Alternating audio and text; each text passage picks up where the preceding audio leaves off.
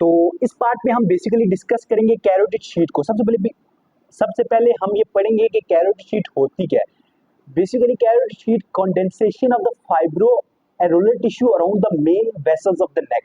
ये बेसिकली एक कंडेंसेशन होती है फाइब्रो एरोलर टिश्यू की जो main vessels of the neck है उनको सराउंड कर रही होती है। इसकी फॉर्मेशन बेसिकली क्या होती है, ये बेसिकली जो एंटीरियर एस्पेक्ट है ना कैरोटिड शीट का, ये हमारे पास फर्ज करें ये कैरोटिड शीट है जिसने हमारी main vessels of the neck को सराउंड किया हुआ है, ठीक है। अब ये इसका इंटीरियर एस्पेक्ट है और ये इसका पोस्टीरियर एस्पेक्ट है।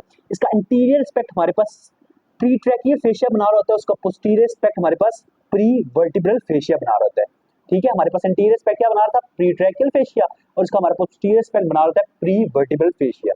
और इसके बाद हम डिस्कस करेंगे इसके कंटेंट्स को। इसके कंटेंट्स में सबसे पहले हमारे पास जा रही है कॉमन कैरोटिड आर्टरी, जो आगे जाके एक्सटर्नल कैरोटिड आर्टरी और इंटरनल कैरोटिड आर्टरी में डिवाइड कर जाती है।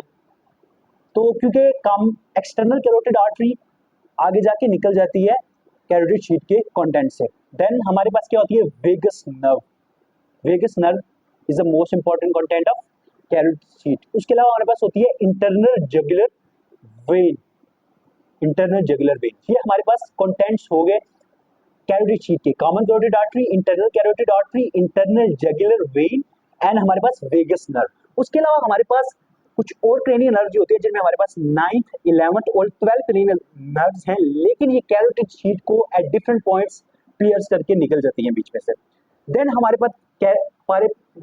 पास कैरोटिड शीट के क्या क्या रिलेशंस हैं। एंटीरियरली हमारे पास जो कैरोटिड शीट होती है वो हमारे पास रिलेटेड होती है एनका सर्विकैलिस, ओके। एंटीरियर हमारे पास किससे रिलेटेड होती है कैरोटिड शीट, एनका सर्विकैलिस। और हमारे पास पोस्टीरियरली जो कैरोटिड शीट है उसके पोस्टीरियरली क्या प्रेजेंट होता है, सिंपैथेटिक चेन। ये जो हमारे पास क्या है, ये हमारे पास क्या है, सिंपैथेटिक चेन। और जो हमारे पास कैरोटिड शीट होती है वो ओवरलैप्ड होती है by the interior border of sternocleidomastoid muscle.